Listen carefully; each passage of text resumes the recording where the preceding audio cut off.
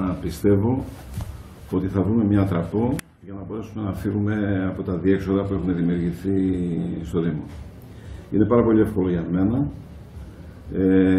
να γυρίζω σελίδες του παρελθόντος και να αρχίσω να αποδίδω ευθύνες στον ένα και στον άλλον. Πόσο με ενδιαφέρει και πόσο ενδιαφέρει και τον κόσμο. Ποτέ κανένας δεν νομίζω ότι θα ήθελε να αναλώσει χρόνο που πρέπει να αφιερωθεί σε δράση στο να ψάχνουμε να βρούμε αν έφταιγε ο κύριος Τάδε ή ο κύριος Τάδε. Όμως είχα κάνει ορισμένες προβλέψεις. Δεν ήσανται προβλέψεις κάποιου ανθρώπου που βλέπει το μέλλον, αλλά ήσανται ενός απλού οικονομολόγου που με την πρώτη αναλογιστική μελέτη που έκανα και είδα τα οικονομικά δεδομένα του Δήμου, είπα, και το έχετε ακούσει πολλές φορές από μένα, ότι δεν είναι ανατάξιμη η πορεία του. Έκανα ό,τι μπορούσα να κινητοποιήσω τις υπηρεσίες του Δήμου και να τις οργανώσω. Όλο το πρωί άλλωστε γι' αυτό τρέχω και χθες για προχθές το ίδιο έκανα και κάθε μέρα το ίδιο κάνω. Δεν φταίνε οι υπάλληλοι. Φταίει το σύστημα που τους έχει διαλύσει τελείως.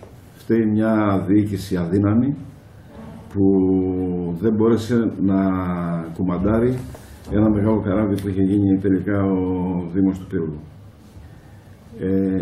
Φταίει και το κράτος που πριν κάνει αυτές τις μεγάλες ενώσεις των Δήμων δεν αναλογίστηκε ποιοι έχουν τη δυνατότητα να τους διοικήσουν. Έστω και αν είναι εκλεγμένοι μέσα από δημοκρατικά εκλεγμένοι μέσα από το λαό. Ξέρω ότι πολλοί από αυτούς που είχαν την ευθύνη του Δήμου μπορεί να είχαν τη διάθεση να προσφέρουν και να κατέβαλαν μεγάλες προσπάθειες, αλλά μέχρι εκεί δεν μπορούσαν παραπέρα. Σήμερα κρατάω στα χέρια μου ένα χαρτί που είναι πάρα πολύ δυσάρεστο να σας το παρουσιάσω.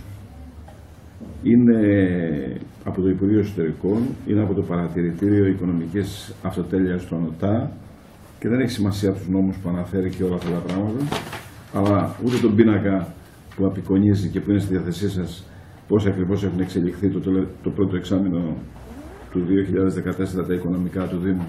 Εννοείται αναφέρεται σε μια περίοδο που δεν είχαμε ακόμα έρθει ως Δημοτική Αρχή, αλλά αυτό δεν λέει τίποτα. Μονάχα θέλω να πω τι μας συνιστά να κάνουμε σε επίπεδο παραδείγματο εσόδων. Και μας λέει, σε επίπεδο εσόδων, στην άμεση εφαρμογή μέτρων για τη διασφάλιση της ίσπραξης των απαιτήσεων του Δήμου στην αύξηση των τελών, των ανταποδοτικών υπηρεσιών, στην περίπτωση εκείνη κατά την οποία τα έσοδα δεν καλύπτουν τις αντίστοιχες δαπάνες των υπηρεσιών αυτών.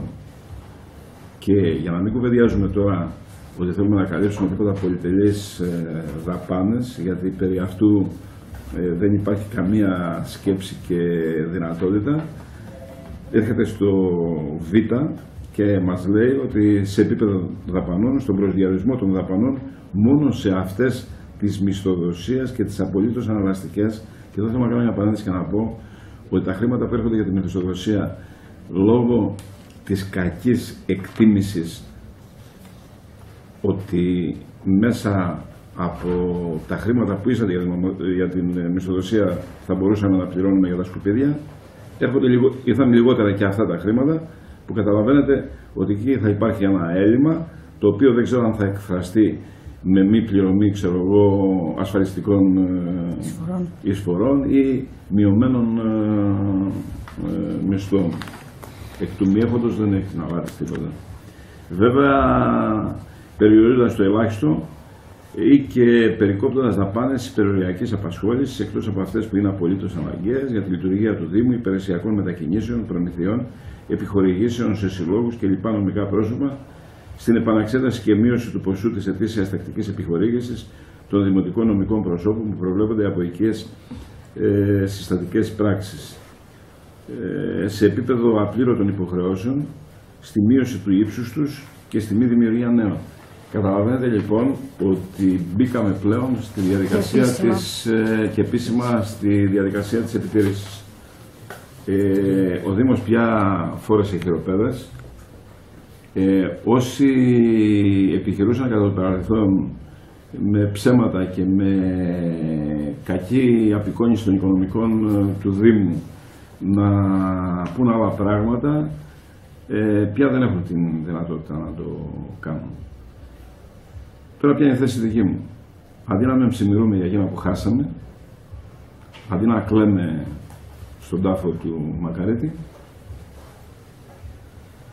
βάζουμε όσο μυαλό έχουμε στη διάθεσή μας, όση δυνατότητα επιστημονική διαθέτουμε και όση δύναμη μας έχει απομείνει από πλευράς φυσικής κατάστασης, γιατί και αυτό χρειάζεται για να μετακινήσει κάθε μέρα στην Αθήνα, στην Πάτρα και αλλού, όταν μάλιστα δεν έχετε δυνατότητα ούτε στον άνθρωπο που σε συνοδεύει τον οδηγό να του δίνει ούτε τα οδηπορικά του, ούτε καν την αποζημίωσή του. Επαφίεται λοιπόν στον πατριωτισμό των υπαλλήλων, στην καλή πρόθεση των πολιτών, στην κατανόηση όλου του κόσμου, το γεγονός ότι πρέπει να σώσουμε την πόλη μας. Πρέπει να τη σώσουμε την πόλη μας. Είμαστε έτοιμοι και το απόγευμα θα πάω στην Πάτρα και επειδή ο κύριος Κατσιφάρας είναι πολύ μακριά από την πραγματικότητα της πόλης και επικαλείται τώρα μια περιβαλλοντολόγο και δεν υπογράφει, ξέρω τι λέει, θα δώσω στον κύριο Μανιάτη που δεν πήγα το πρωί, έμεσα διαμαρτυρόμενος με κόσμιο τρόπο, δηλαδή διαμαρτυρόμενος για αυτά που συμβαίνουν στην πόλη μας και τη στάση και συμπεριφορά που έχουν απέναντί μας, και θα του δώσω το φάκελο ακριβώς όπως τον έχουμε δώσει στον κύριο Κατσιφάρα και θα ζητήσω από τον κύριο Μανιάτη, που μου έδειξε δείγματα ανθρώπου που καταλαβαίνει, να καλύψει τον κύριο Κατσιφάρα και να βάλει αυτό στην υπογραφή του, αφού ο κύριος Κατσιφάρας δεν τη βάζει. Θα πιστεύω τις επόμενες μέρες, αν ξεπεραστεί αυτό το εμπόδιο, θα θελήσουν κάποιοι την ώρα που βγάζουμε τη θηλιά των σκουπιδιών από το λαιμό μας. Είμαστε η μοναδική πόλη που έχουμε κλείσει φάκελο, υποβάλει, έχουμε άποψη διαχείρισης και το πρώτο στάδιο, έστω και με δυσκολία, το τελειώσαμε χθες με τη δημοπράτηση για τη μεταφορά. Καταλαβαίνετε, όσοι επιχειρήσουν πάλι να μας βάλουν τη θηλιά στο λαιμό, καλό το λαό της πόλης μας, τον καλό, κυριολεκτικά τον καλό, να είναι σε πλήρη εγρήγορση, γιατί μπορεί να χρειαστεί η βοήθειά του για να επιβάλλουμε τις απόψεις που πρέπει, σε όσους πρέπει και με το δημοκρατικό τρόπο που αρμόζει σε υπερήφανους ανθρώπους που έχουν σχέση με μια πόλη που για πρώτη φορά δοκιμάζεται με τον τρόπο που δοκιμάζεται. 2 χρόνια σε έκτακτη ανάγκη, δεν έχουν ούτε περιοχές που έχουν πολέμους, ούτε πόλεις που έχουν υποστεί βιβλικές καταστροφές.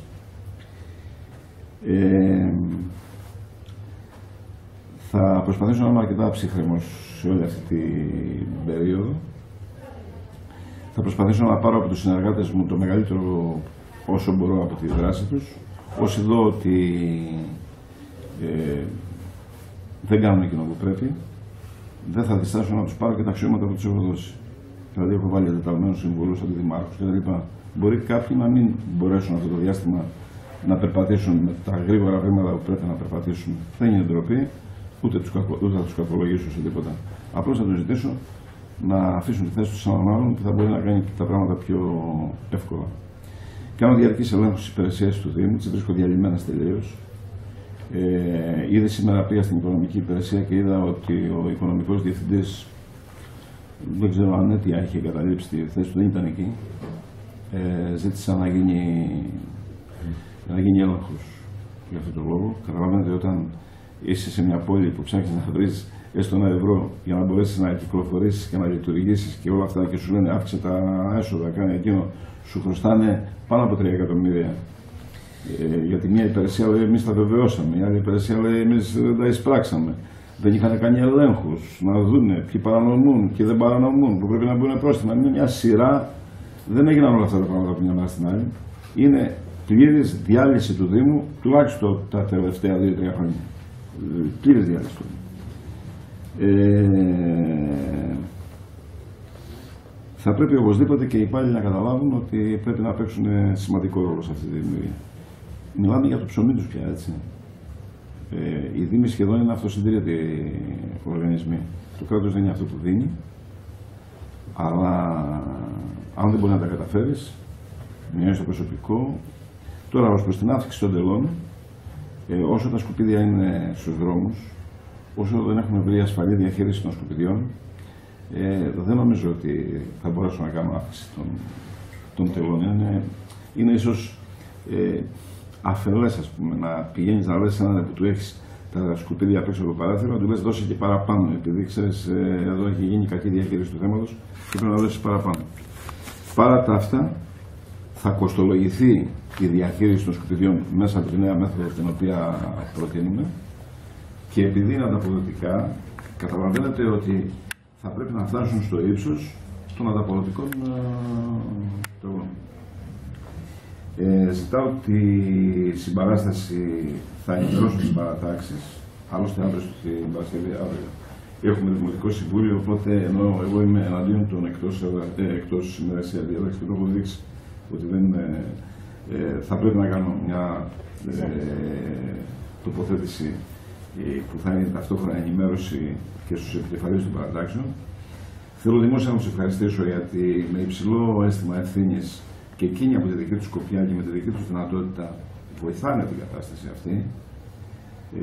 Θέλω να πω ότι το θέμα της ανακύκλωσης, από τότε που έβαλα αντιδήμαρχο ανακύκλωσης του κ. Μπέλτσο, προχωράει με ταχύτατους αριθμούς και με ορατά αποτελέσματα. Συνεπικουρείται βέβαια, του οποίου να ρωτάει και κάποια στιγμή μπορεί να πει κάποιος ότι σε αυτή τη φάση μπορεί να εφαρμόσει το πρόγραμμα κάποιες άλλες δημοτικές παράταξεις. Μα αυτό δεν στέκεται. Πιστεύω ότι γιατί να μην συγκεράσουμε τις απόψεις μας και να πάρουμε. Αν μπορώ να πάρω κάτι από το πρόγραμμα μιας άλλης παράταξης που μας βγαίνει από το αδιέξοδο τη στιγμή κατά την οποία το θέμα των σκουπιδιών έχει μια δυναμική μη προβλέψιμη και ο Αϊστάιν Νέσονα δεν θα μπορούσες μέσα από αυτά τα καινούργια δεδομένα που έρχονται κάθε μέρα να σε βομβαρδίζουν, κάνεις έναν προγραμματισμό, στον βγάζουν νοκάουτ, ξαναπάς από εκεί, βρίσκεις δυσκολία στις υπηρεσίες, πας παραπέρα, βρίσκεις κίνο κτλ.